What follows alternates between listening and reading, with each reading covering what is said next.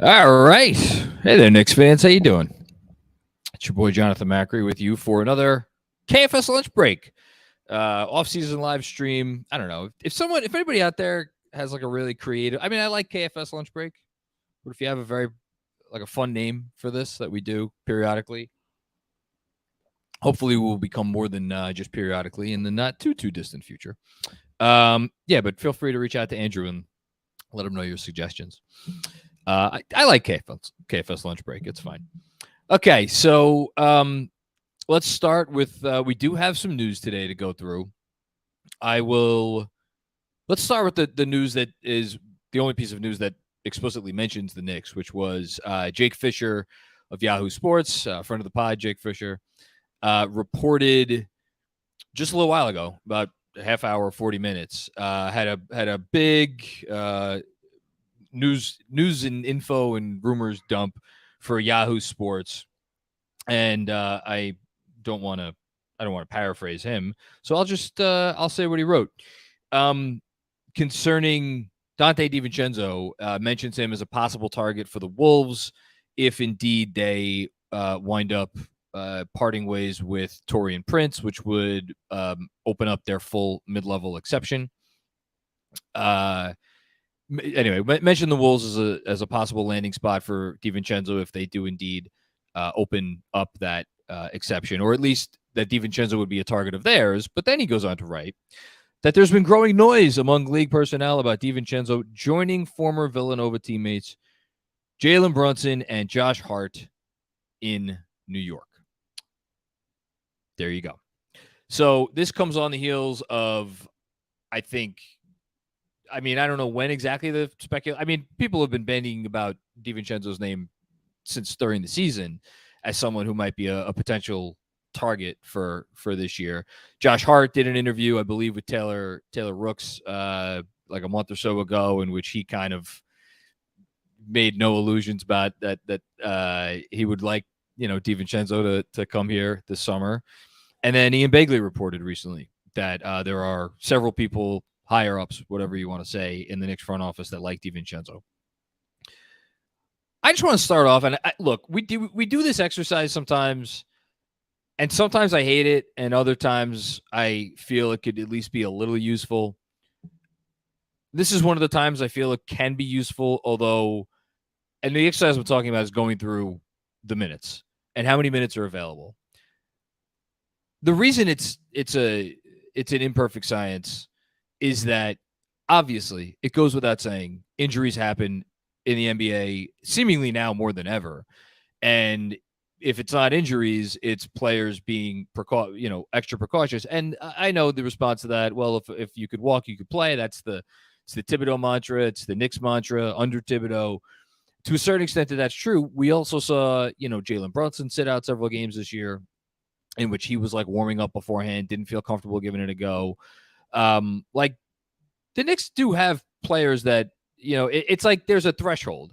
And if it seems like once they go below that threshold of health, then they sit him out for precautionary reasons. But if they get above that threshold, whereas on some other teams, those guys might, sit out. If you're on the Knicks, like you're playing. So guys will miss games. And when guys miss games, it's an opportunity for players on the roster, either who are in the rotation, for their minutes to increase, or obviously for players outside of the rotation to get minutes. So that's a big caveat. At the same time, when you are proactively making decisions about how to spend a significant portion of your salary cap, and I'm sorry, all you have to do is just read any NBA news item to see that, $12 million annually over either 3 or perhaps 4 years, that's a significant financial commitment. And if you're like, well, it's less than 10% of the cap, it's not that significant. Okay. You know who it's the decision about whether or not to come to the Knicks, how many minutes he'll be getting is certainly significant, is Donte DiVincenzo. Donte DiVincenzo is still kind of young. He's definitely going to have a chance to get one more significant contract potentially after he signs this deal. So he is not going anyplace where there is not a definitive plan for him to get significant minutes. Now, what's significant? I want to say last season in Golden State, it's funny. I looked up a whole bunch of different minutes totals a few minutes ago, and the one I forgot to look up was Donte DiVincenzo. But it's okay. I'm looking it up right now. Donte DiVincenzo last season with the Warriors averaged 26 minutes a game. When he ended the previous year with Sacramento, a little over 26 minutes a game. When he was with Milwaukee for the little bit of the season before that, when he was still somewhat a part of their core, even though he was coming off an injury, averaged 27 and a half minutes a game. He's a guy who's going to want to play more or less half the game. You want to say 26 minutes, 25, 26, 27, somewhere in that range. And he's going to know if I go somewhere, I'm playing this number of minutes. With that in mind, let's go through minute averages last season for the Knicks. I'm going to start with Jalen Brunson and Julius Randle, 35 minutes a game. Go back through Tom Thibodeau's entire career. Pre-injury Derrick Rose, Wolves with Cat, Butler, Wiggins, Julius Randle last 3 years. Actually, sorry, the first year under Tibbs, he actually averaged closer to like 38 minutes a game because the Knicks just like couldn't score at all when he was off the court. But it's been pretty consistently 35. And Jalen Brunson, like if you're a top player on a Thibodeau team, you're playing 35 minutes a night. And I shouldn't, pigeonhole, make it seem like I'm like singling out Thibodeau. More than half the coaches in the league, that's about what they play their best guys. And actually, there are quite a few coaches who play their best guys more than that. But Tibbs seems like pretty straightforward, 35 minutes a night. Okay. RJ had been at that 35 minutes a night pretty consistently over his time under Thibodeau until after they made the Josh Hart trade, at which point, from that point forward in the season, he went down to 32 minutes a night.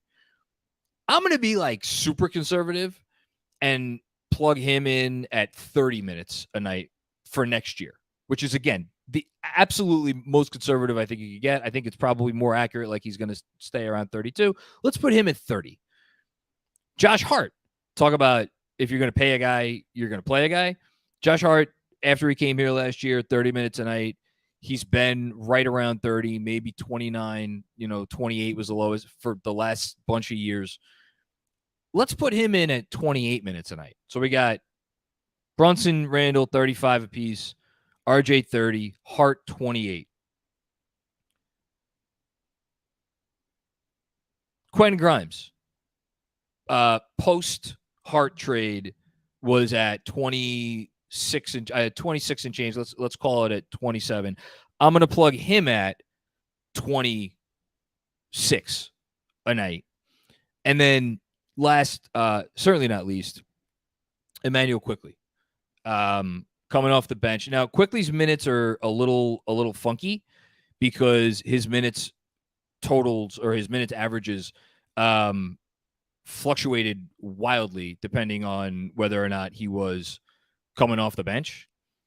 But off the bench last year, he averaged 26 minutes and change. So we're going to plug him in at 26 minutes. So that's for Julius, Jalen Brunson, RJ Barrett, and I'm doing the math one last time. Let's give Hart 28, Quickley 26, and Grimes 26. That gets you to 180 minutes. I think I did my math right. I did it. I was at 182 a little while ago, but now I'm at 180. Whatever. 180, 182, or whereabouts.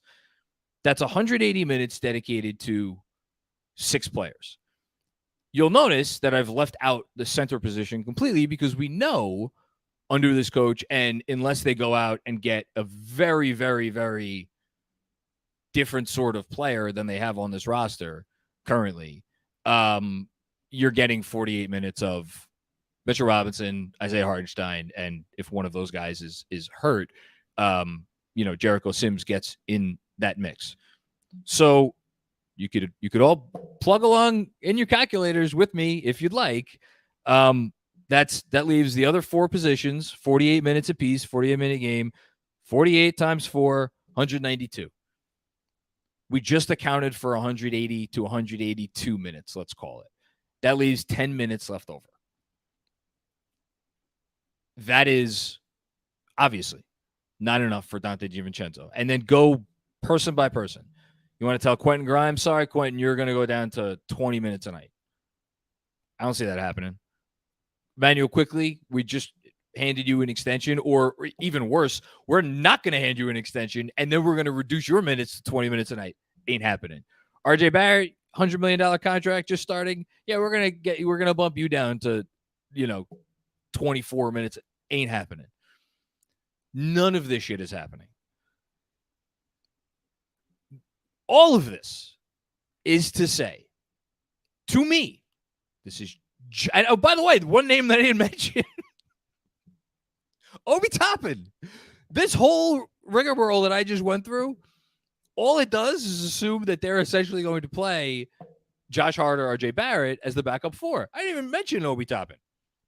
So, they're not doing any of those things. All of this is to say that if they are serious about going after Donte DiVincenzo and giving Donte DiVincenzo $12+ million a year, and Donte DiVincenzo agrees to sign on the dotted line,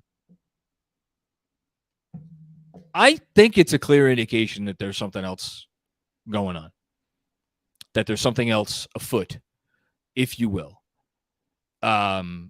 which would entail, I think, the Knicks sending out multiple players in the current rotation, and I'm not talking about Obi Toppin. I'm talking about one of the guys that I just mentioned, and I don't need to say the names. You know who it would probably be. It would be two of RJ, Quickly, or Grimes. Two of those three.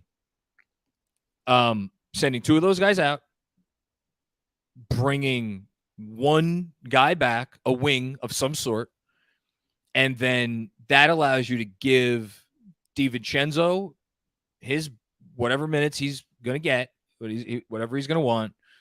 And then there's 8 players. And then as far as who's the ninth guy, does it go to a ninth guy? You go out, whether you could keep Toppin at and play him his usual piddly, 14 minutes a night.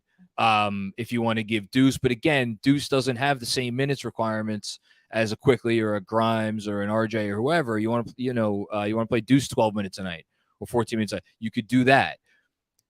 But the only way this all works, and I'm sorry, they're not going to go to Donte DiVincenzo or Josh Hart for that matter, who they're also negotiating with right now, and be like, yeah, the minutes, guys will get injured. Don't worry. Sure, there might be some nights where you play. And on top of that, that's not how Tibbs wants it. That's not how Tibbs likes to go about his rotation. He wants guys to get more minutes, and the one guy who had to eat it over the last several seasons was Obi Toppin. And did Obi Toppin, he was the one guy that my guess, this is just a guess, but Tibbs felt comfortable, I'm not really worried about him playing 12 or 14 minutes in a game. I don't really have to worry about him getting into any kind of an offensive flow. Why? Because anytime down the court, what is Obi Toppin doing? If it's not a transition play, he's just standing in the corner. He's not really involved. As opposed to all those other guys, those are guys Tibbs wants to play, 26, 28, 30 minutes a night. The Josh Harts and the Quentin Grimes and the Emmanuel Quickleys of the world.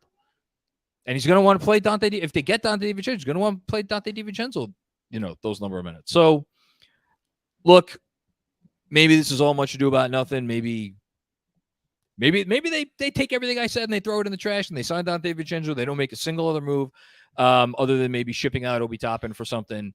And they say, yeah, you know what? We'll figure out the minutes thing later. Maybe they do that. I don't know. But, man, based on how this organization is operated, based on how this coach is operated, based on them wanting to maximize value at every turn, it sure as shit does not seem like they are planning to just bring in Donte DiVincenzo, whether they ship out Obi Toppin or not, and just leave everything else as is. I'd be frankly shocked. So we'll see. We'll see what that entails. The other two things, and I went on a little bit longer on that than I intended to, so maybe I'll save this for comments. But the other two little pieces of news that came across this morning that are relevant to me, at least, apparently the Suns had conversations with the Mavs about, I don't want to say salary dumping DeAndre Ayton, but like, according to Mark Stein, and maybe this actually originated with Chris Haynes, who does a podcast with Mark Stein, Ayton to Dallas for what would have been Tim Hardaway Jr., Rashawn Holmes. This is obviously after the trade the Mavs made with the Kings on draft night, and JaVale McGee. And as Stein reported, the Suns balked at taking back McGee, who is essentially dead weight at this point. But the fact that the Suns were, and the way Stein puts it, it's essentially you're getting two rotation players for one. You're getting Holmes and you're getting Hardaway, two rotation guys, and you're sending out one. But there were reportedly there were no draft picks involved in that proposed trade. So coming off the heels of the John Collins trade, in which the Hawks essentially sent him out as at best a neutral salary. They didn't get anything back for John Collins. That's useful. They got Rudy Gay's expiring contract. They got salary relief. That's it. I think it really does speak to, as we've all been talking about, the changing, valuations of these deals for, good but not great players. John Collins, $25 million a year. DeAndre Ayton, I think he's at $32 or $33 million a year. Now, the caveat with that, DeAndre Ayton is a center who is like kind of good at everything but not great at anything, which in and of itself makes him maybe the 6th or 7th best center in the league. But like still, he's not Jokic, he's not Embiid, he's not even Karl Anthony Towns. John Collins, we don't have to talk about, I thought shout out to Benji and DJ Zulo, who absolutely freaking killed it on the live stream last night. I listened to them until I fell asleep, which is very sad for me that I could fall asleep listening to a podcast, but I am old and that's what happens. But I thought Benji phrased it so well when he's like, guys who are just strictly a 4, which is John Collins is, can't play up position, can't play down a position. They're kind of a dying breed in the league, at least in terms of value. So, which leads me to the last point, and we'll move on to the questions.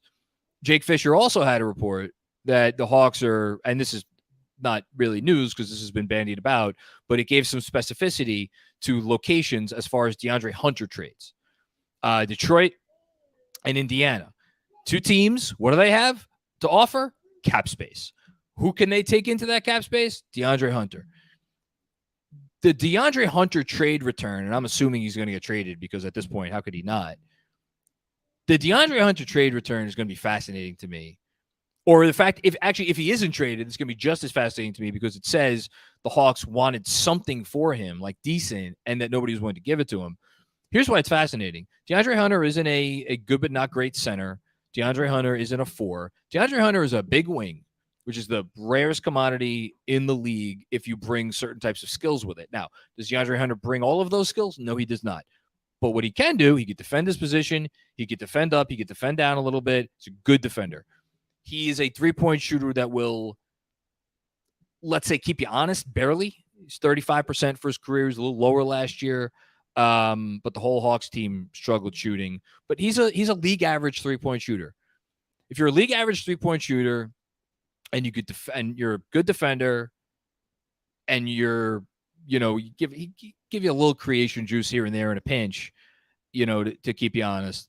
That's a player that has value.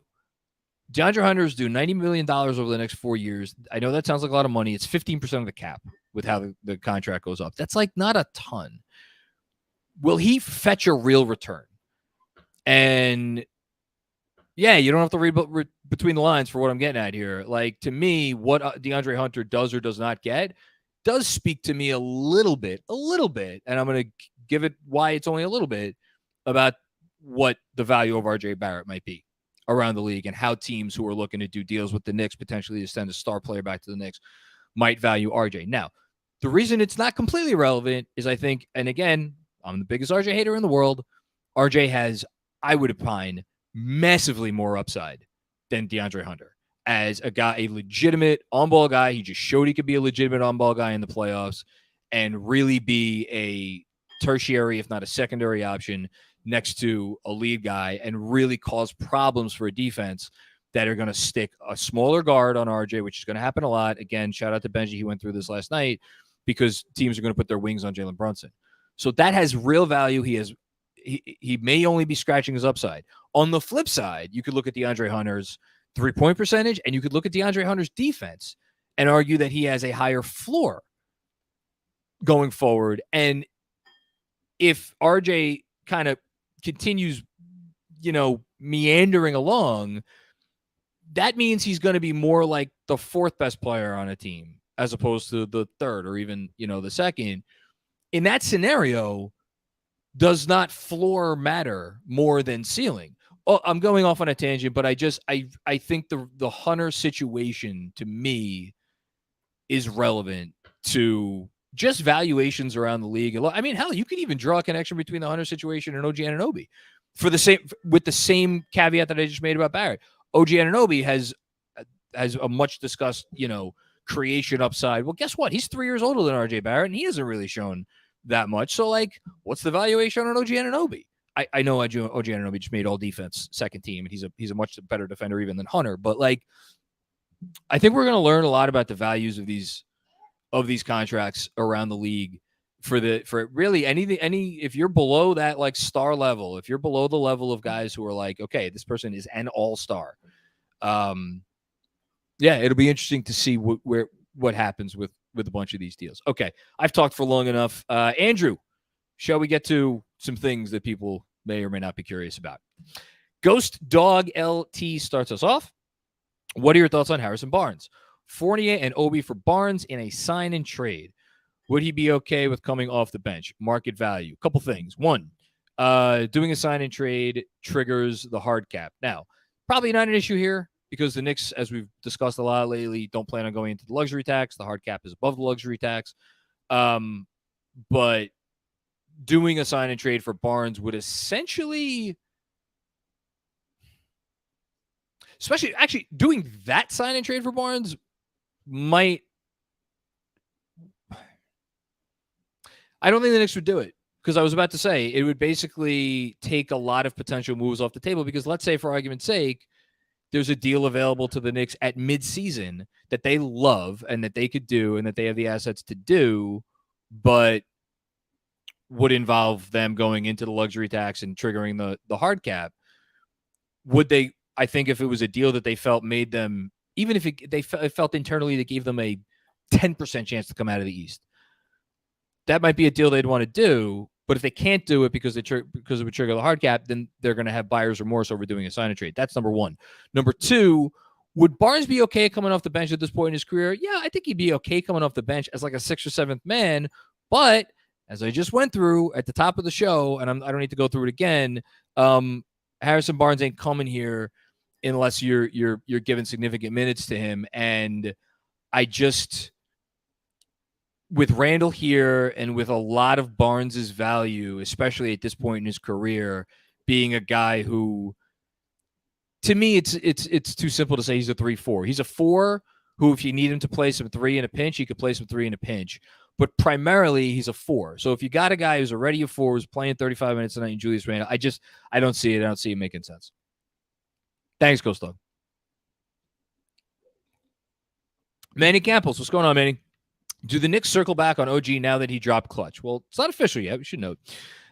Is the cost slightly lower because he is expiring? Does he make us better in lieu of RJ? I've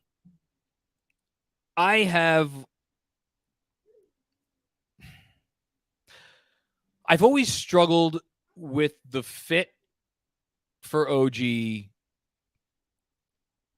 here with this roster as currently constituted. If you're putting him in place of RJ, I think that's the thing that makes the most sense. But if you're putting him in place of RJ, then obviously you're sending RJ out in that deal. What else does Toronto want? Now, that gets to the fact that he's expiring. Even with everything I just went through before, I would be shocked if Anunoby extended off of his current number. The most he could extend for is 140% of the cap. That tops out, I believe, at 24, 25 million. Assuming he obviously declines his player option. That even with the NBA's changing economy, if OG Anunoby looks at John Collins and says, so wait a minute, there was a team that was basically willing to take on John Collins and that contract, and he's getting paid 25 a year. Actually, 26 a year because it's the last 3 years. I'm going to now settle for a contract that starts at 26. That's essentially me looking at the marketplace and saying, I am the same value as a guy who is like the very definition of a neutral contract because he just got moved into space for no return. Like, I think OG is going to see himself is going to want more than that. I think someone will give him more than that. So then getting back to your question, what Toronto does, and this is where I really struggle because Masai, I don't know that Masai is a rational actor at this point. He got essentially nothing for Kyle Lowry when he had a chance to trade Kyle Lowry for real stuff the deadline before his free agency. I think he had a chance. I'm assuming he had a chance to get something real for Fred VanVleet before this free agency. And all indications are that, again, based on the available reporting, including Jake Fisher's reporting today, the indications are that Fred VanVleet, I mean, you read the tea leaves, he sure seems to be the free agent that's most likely to change teams. And with all these teams with cap space, I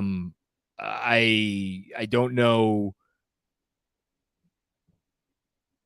I don't know that there's, if they get something for doing a sign and trade and then they open up a trade exception. Now, you could tell me they get a trade exception back. Okay, maybe that has value, but this all comes back to the reporting that he essentially doesn't want to trade OG Anunoby, or he's holding such a high valuation of OG Anunoby that like reasonable offers are being like rebuffed. I don't know what you do with that if you're the Knicks or any other team trying to trade for OG Anunoby, because the flight risk has to be baked into the price.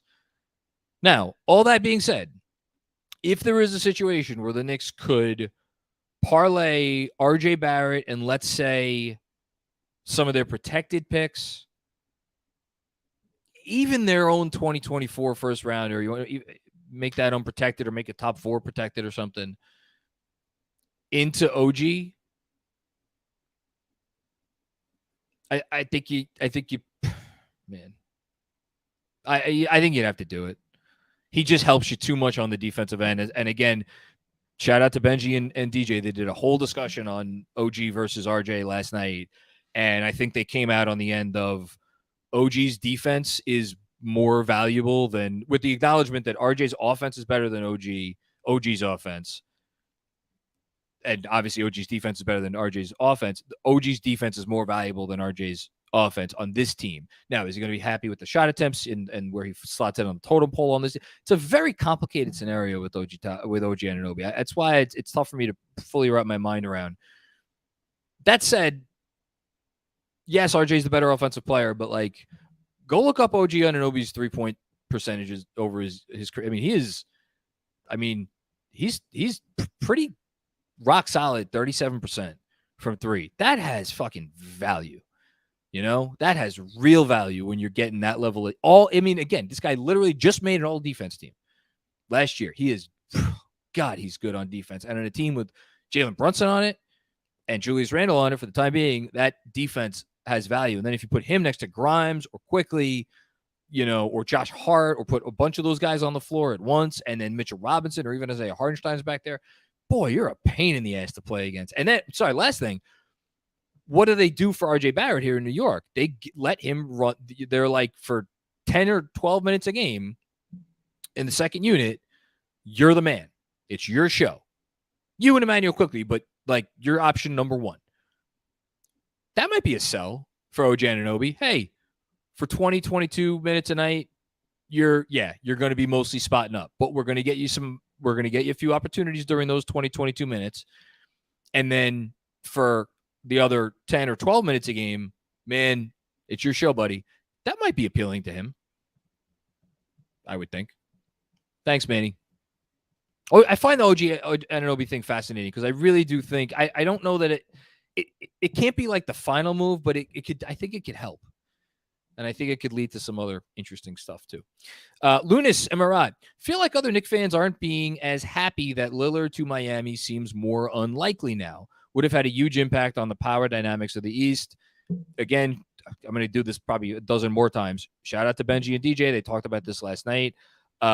Like how much would you fear a Miami team with Damian Lillard? I'd probably pick him to come out of the East, which I know is not probably saying much because the Heat just already came out of the East without Damian Lillard. And the guy that they would most likely trade for Damian Lillard, Tyler Herro.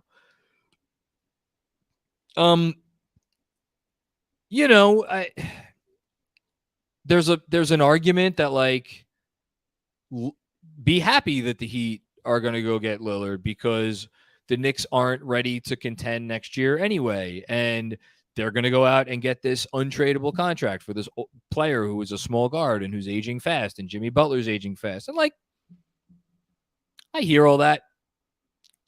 It's also the Heat. It's Pat Riley.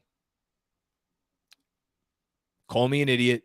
At this point, I've been conditioned, hashtag Heat culture, to just believe they will figure it out. And they will figure out how to stay good and relevant. And like the notion that like I should be happy if the Heat get Lillard because it like torpedoes their future or something. Like I think the Knicks window is like with this Jalen Brunson led core. Like Jalen Brunson's in his prime now, which means our window is now. How fast we decide to open that window all the way is up to Leon Rose and the powers that be, but like the next 5 years. So like, yeah, I'd be worried as all hell if Dame came here. And I would be very happy if he stayed in Portland, because if he stays in Portland, then all of a sudden you look around the East next year and it's like, all right, maybe Philly gets a little worse. Boston, we'll see how the KP thing works. I think Boston's going to be really good in the regular season especially, but like we'll see how that works in the playoffs.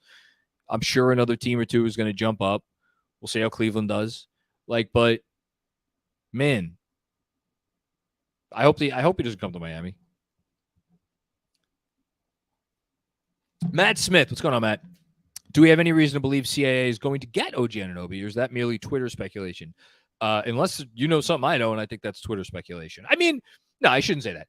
CAA is the biggest sports agency there is. I know there are some individual agents who are like right up there with them, but like, you know, CAA basketball has like a client list of, I think one of the Knicks Twitter accounts put out, hold on, I'll try to give this person credit.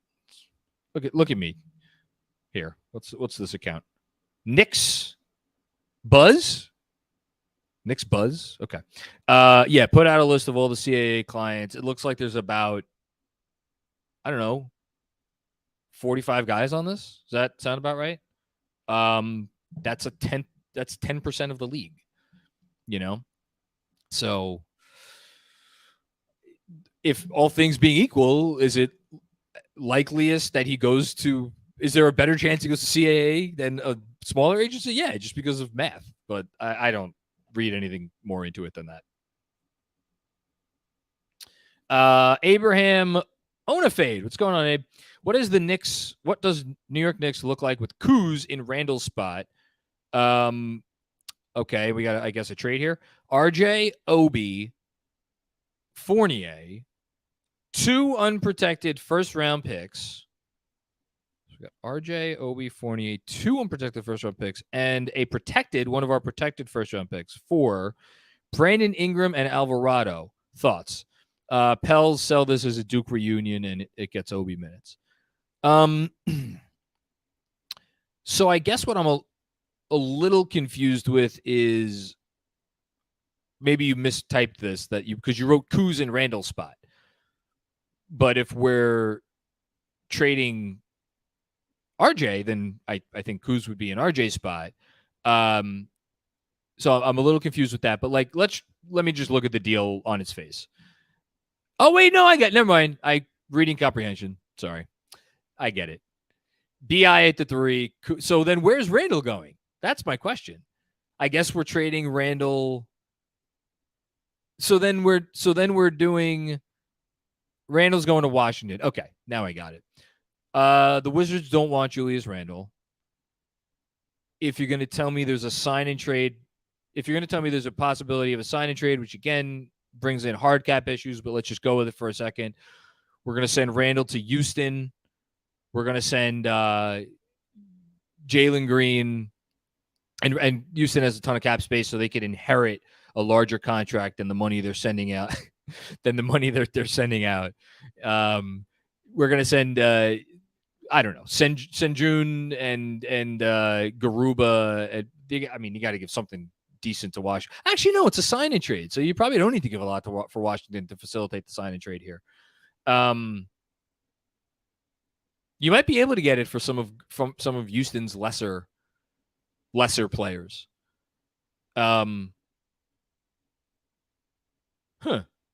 All right, so let's go with that. Let's say that those 3 teams agree on that deal. Randall to Houston, some young players to Washington, Kuzma to the Knicks. Okay.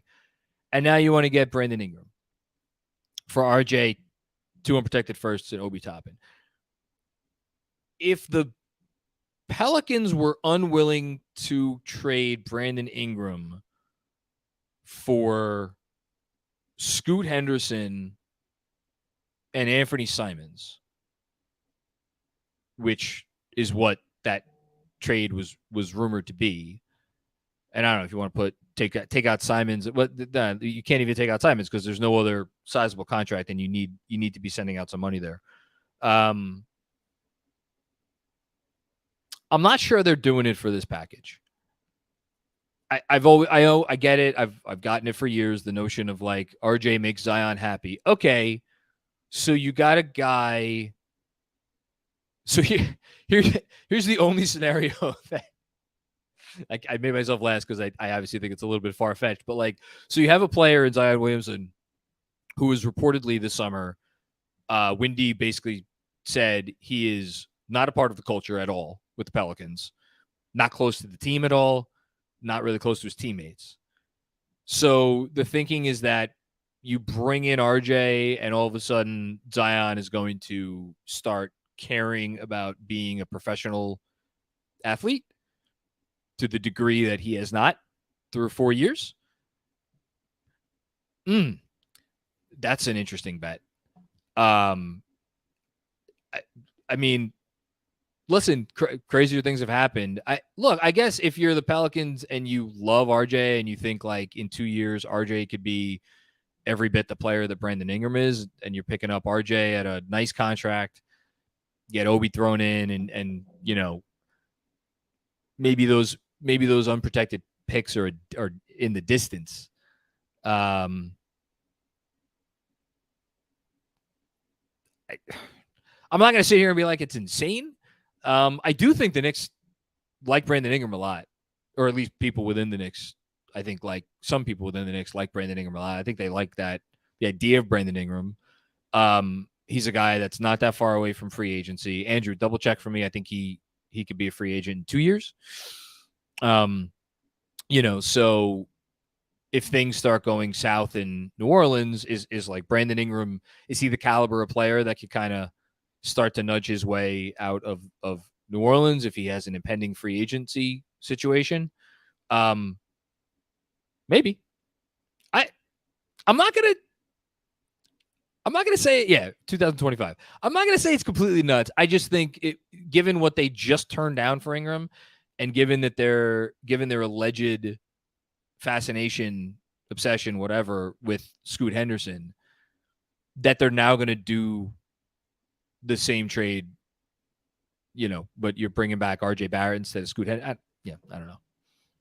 Thanks, Abe. Will Hooper, wouldn't it make sense to package IQ and Obi for a wing that plays small forward, power forward when signing Donte DiVincenzo? Sure. Who do you want it to be?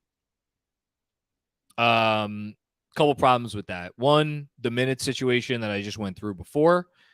So even if you send out IQ and send out Obi and you bring in DiVincenzo, that still is only going to leave you about 10 or 12 minutes in a healthy rotation. A healthy rotation.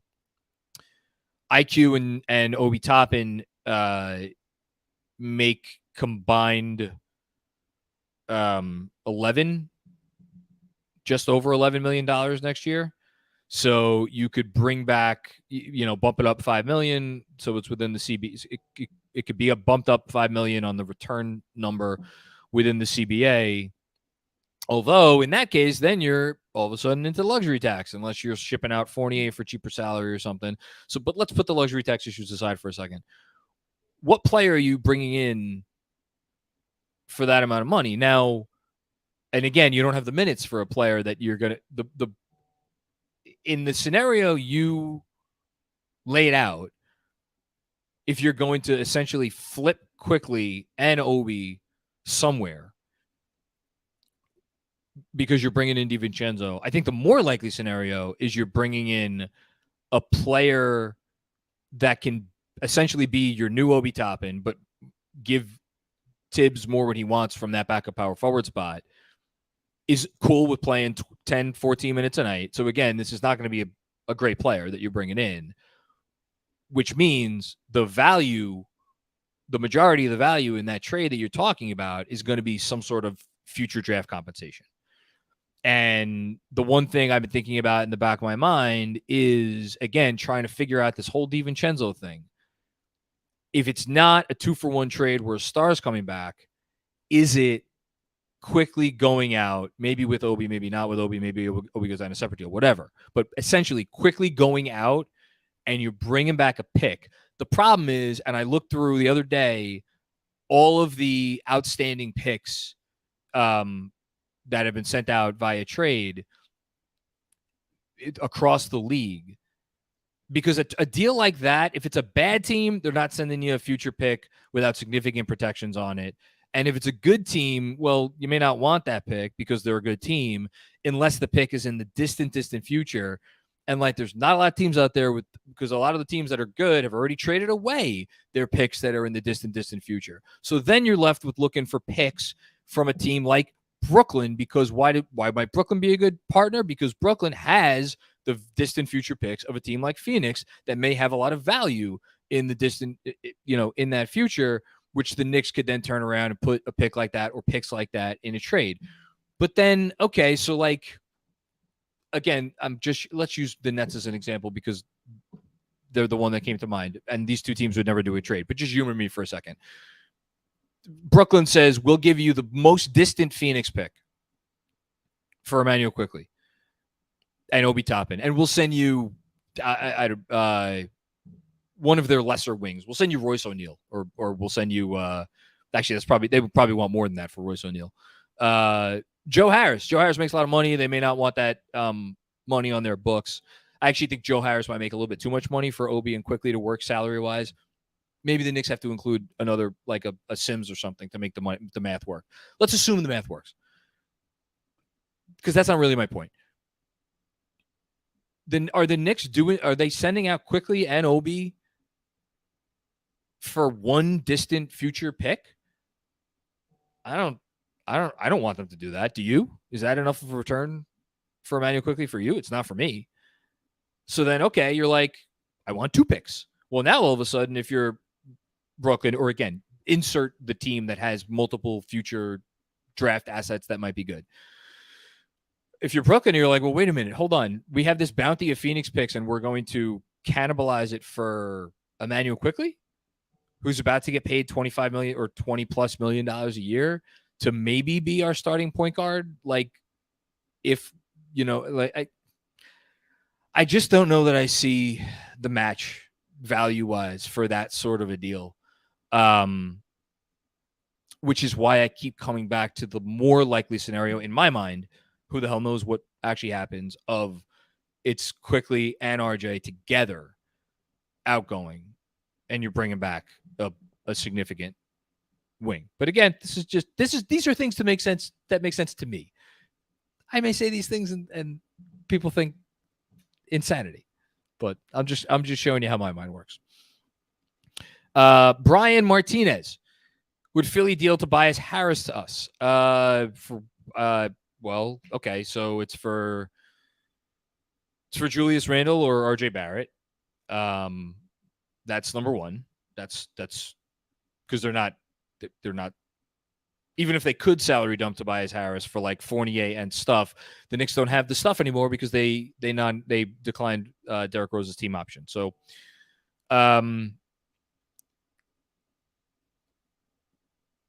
it's not going to be RJ because Tobias Harris is a 4. So it's going to be Randle. It's funny enough, I think both teams might say no to that trade. Randle for Tobias Harris. Because I don't know that Randle, assuming they're bringing back Harden and they still have Maxey there, and they have the reigning fucking league MVP. You got Tobias Harris is already, his dad's already complaining about nobody puts baby in the corner. Now you're gonna ask Julius Randle to do that and expect that Julius Randle's gonna be happy. So then it gets you into 3-team trades and all kinds of craziness. I don't see it. And I think the Knicks actually say no to that deal too. Thanks, Brian. Good questions here. Junan, yes, John, we hear you, but what does Robert Randolph have to say? Did he tweet something? Hold on. Now I have to go look up what. Now I have to go back and look at Andrew. Is it worth it? Andrew? Do you want to pop on here? I know you're not in your usual confines. He quote tweeted us. Saying what? The Knicks Film School account. He said he quote tweeted the Cap or No Cap episode. I have it here. Hold on. All right, from at Robert Randolph. Oh, here we go. I have all the No Cap latest. Dame to Minnesota for Cat heating up. That's what I have. Right, that's what he has. And I too listened to the Bill Simmons podcast. Good times. Robert Randolph never quit. Hold on, wait. I gotta read the rest of Juanon's comments. Sorry, I missed the rest of it. 3 moves lined up with Donte being one of them. Nostra, I can't read that. Nostra something. I'll hang up and listen. Yeah, shout out to Robert. I want to hear Robert Cross and Robert Randolph do a live stream. Talk about my personal version of hell. Will Hooper with another one. Since you brought up my point, if we get Zach LaVine, wouldn't Patrick Williams fit the bill for a 3-and-D wing for us? Not to start, but off the bench.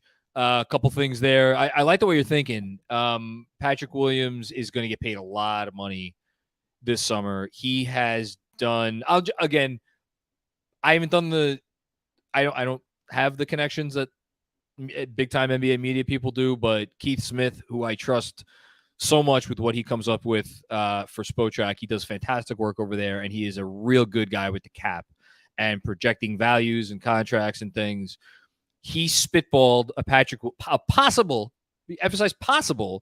Patrick Williams extension in his extensions preview article at the beginning of the offseason. I think he spitballed Patrick Williams at 5 for $100, so $20 million a year.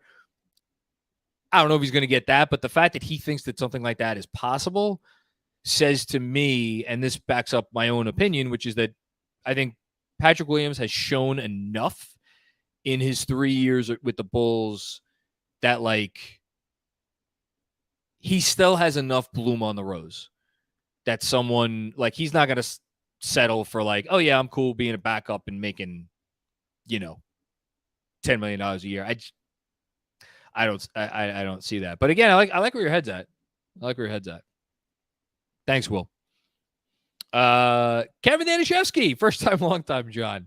Thought experiment. Oh no, Kevin's thought experiments belong in like the most modern wing of the Museum of Modern Art, or like, I don't know, the Guggenheim or something. Some place where you walk into a room with art and you're like, is this art, or did they just give a child a paintbrush and a canvas? Because it just looks like just colors. It's like the most abstract scenes from Across the Spider-Verse. Like, that's, to me, when I think of Kevin Danishevsky's thought experiments, I think of those shapes and colors.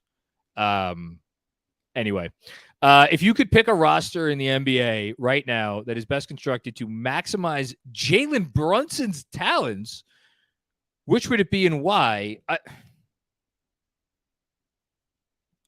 There's one that came to mind. So, like, I'm assuming, am I plugging in Brunson and not taking anybody else off? Or, because, like, the first team that came to my mind was Milwaukee.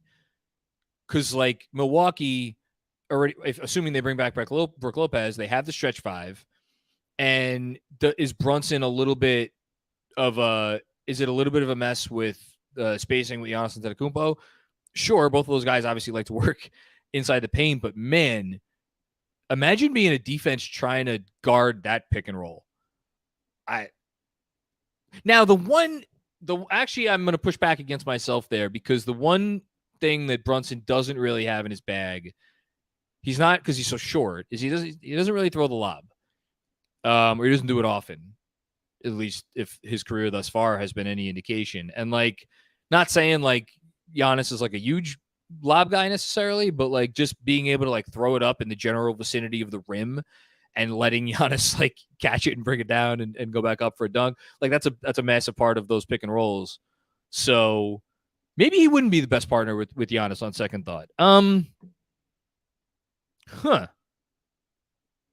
The reason I thought about Giannis first is, like, I'm trying to think of, like, who are the best players in the league who are more finishers than, like, they want the ball in their hands, like, all the time. Like, and that's why I thought of Giannis.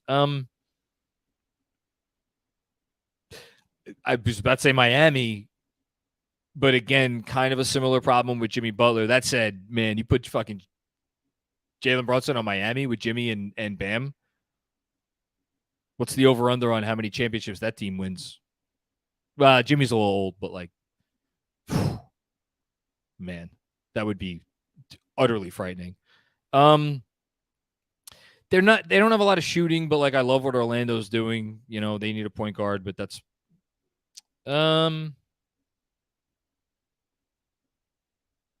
man, I mean, if they could stay healthy, the Clippers, I think Brunson would be cool. Like, hey, Kawhi's got it going. Paul George has it going. All good. I'll take 8 shots tonight. I'm good with that. It's fine. And those guys, but if he has it going, like, those guys could just be, especially Paul George. That's why I love the idea of partnering Paul George with Jalen Brunson, because he's cool. Like, yeah, you want me to stand behind the arc and jack 15 threes tonight? I could do that. Yeah, this is a good question. Can we give him Wemby? That'd be fun. Let's be in San Antonio. Yeah, I don't. It's a really good question. I gotta tell you, I might stick with my Giannis answer. No, Miami. Miami is the answer. I think I'll go with Miami. Okay. We are almost done. Last 5 minutes. Swaggy OG. Can't disagree more with OG. I'm not dealing RJ in any deal for less than an all-star. That's just me. I think it's a reasonable position to take. And again, I promise last time I do this, I strongly encourage everybody to listen to the entire live stream from last night with Benji and DJ.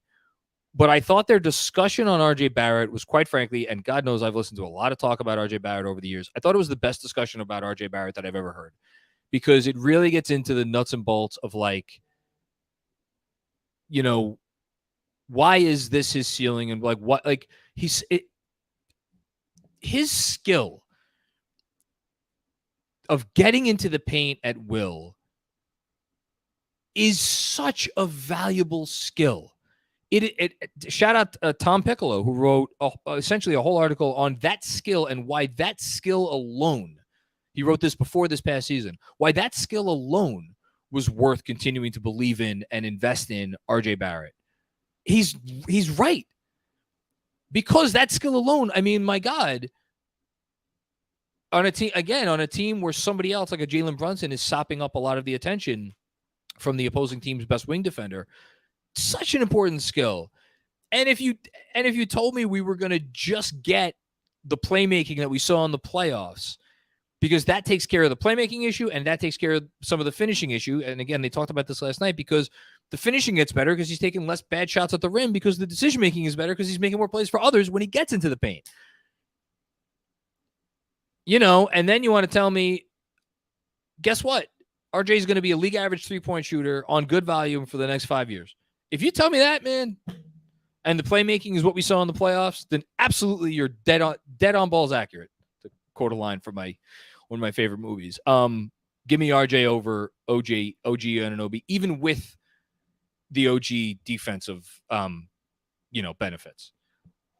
But are we getting that moving forward? To say nothing of the fact that is there more to OG's game moving forward? It's an interesting question. Phil K4. Big dreams, but any thoughts on the windy report a few weeks ago that Giannis asks for a trade if Middleton and Lopez don't return? Break my heart gently. I feel like I would have seen that he would ask for. I think that is more speculation. Is it possible he could ask for a trade? Sure. I mean, but again, shout out to Knicks Film School Patreon. If you're not a Knicks Film School patron, you can sign up today for the price of a large, perhaps slightly overpriced cup of coffee. You can listen to a bonus podcast every week. And on the last pod that me and Andrew did, we talked about the players that will define the summer, and I named Giannis Antetokounmpo as my number one player that will define the summer because he has the decision before the end of the summer on if he's going to sign an extension. And obviously he'll be offered that extension the first minute the Bucks can extend it to him. And if he doesn't sign it, he doesn't need to ask for a trade. If he doesn't sign that extension, that sends the biggest, brightest red flares around the entire league. That, whoa, this guy may be in play. Again, other than that, I'll just say, if you're Giannis and forget Middleton's probably going to be back. Jake Fisher reported a little while ago that all signs seem to indicate that Middleton's going to be back. Fine. Let's say Middleton's back. I think Lopez is a real flight risk because the money's getting crazy there. And someone's going to pay Brooke because he's great. And if he goes, and let's say Javon Carter goes, Joe Ingles is getting up there, and you're man, that's a thin team all of a sudden. And their age and injury, is that really what? And they have picks out the door still from the Holiday trade. You want to tell me they got one more bullet left in the chamber in a year or two because more picks will open up so they could flip, if they re-sign Middleton, let's say they flip Middleton for 3 future firsts. I don't know if they could actually open up that many, but just go with it for a second, for a better wing. I don't know. And let's say he does want out. Is he coming to the Knicks? I don't know. I don't know. Who the hell knows where he would want to go if he left Milwaukee? I don't know how to read that guy. Sam L. What's going on, Sam? I realize it is a finite pool of players and all have been discussed exhaustively, but give me one name out of left field not previously mentioned on your pods that you see as a fit for the Knicks in 2024. I feel like we've mentioned literally every player on our pods at some point, but a name that I've just kept in mind is Trey Lyles as a possible option for a backup 4. So Trey Lyles had, you could argue, the best season of his career last year with the Kings. Shot it really well. Obviously, he went to Kentucky. The issue there is, as of right now, unless he also decides to change agents, he's represented by Clutch and Rich Paul. So perhaps that is not the name that I should throw out to you. Man,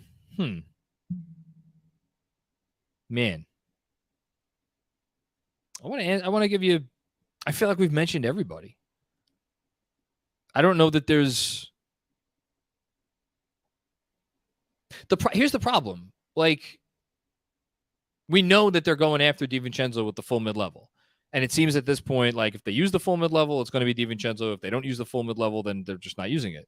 So it's like, it's via trade. And, like, players, who were they trading for these players? Like, are they trading Obi Toppin for, a player? Like, well, then it's either going to be a rookie contract guy or someone on a very cheap salary. Like, I don't see a lot of fits there.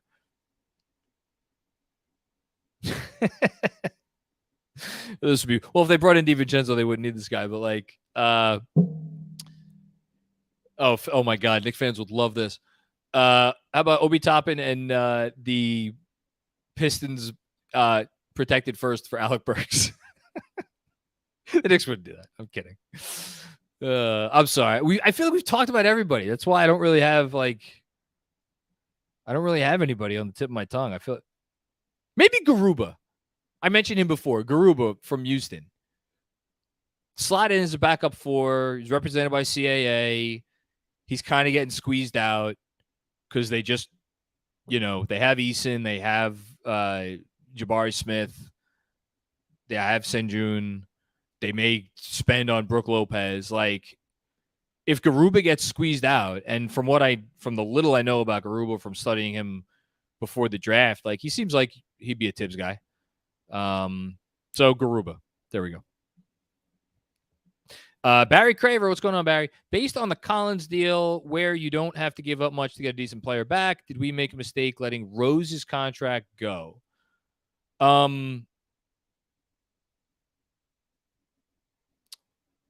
No, I don't think so. Weird.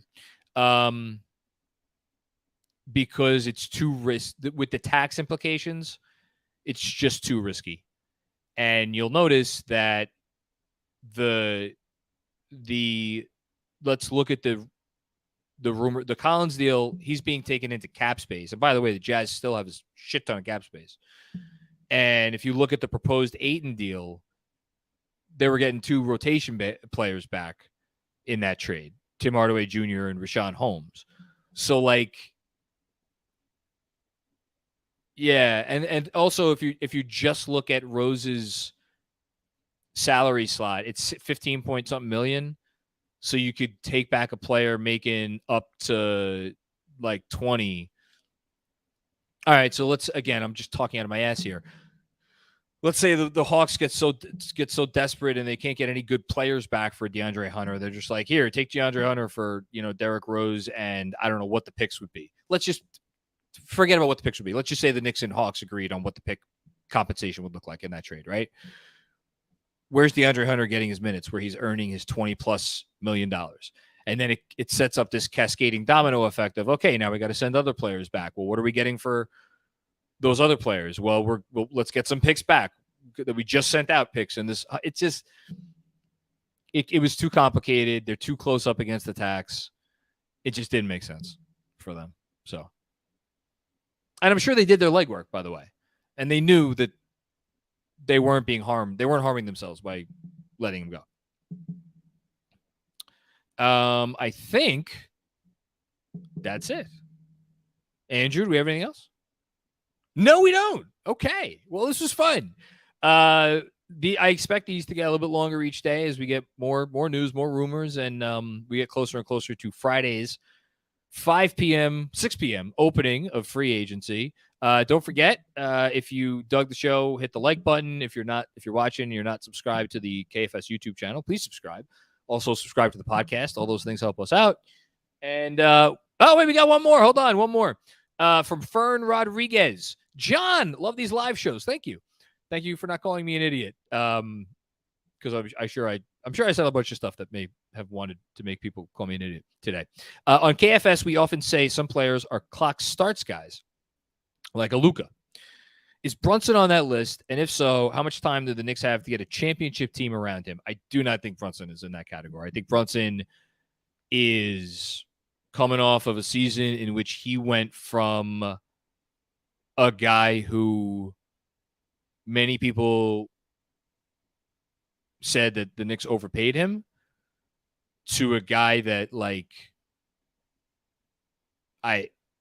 is now viewed as a capital S star and one of those guys and one of the best bargains in the league. And by the way, Brunson's 2 years away from getting his next contract. I think Brunson's going to be just fine and very happy and productive over the next 2 years to ensure himself. He got paid a lot of money here. The money he's going to get paid on his next contract, that's going to be generational wealth to a different degree. So, no, I don't think we have to worry about that. I appreciate the question, though. Okay, here we go. Tune in tonight at 7 p.m. for Jeremy Cohen, and then at 8 p.m. for Chris Persianen. They are doing back-to-back off-season live streams. Come in, ask them anything you want. It'll be a fun time. I'll certainly be watching, and that's it. Until next time, catch you later. Peace out.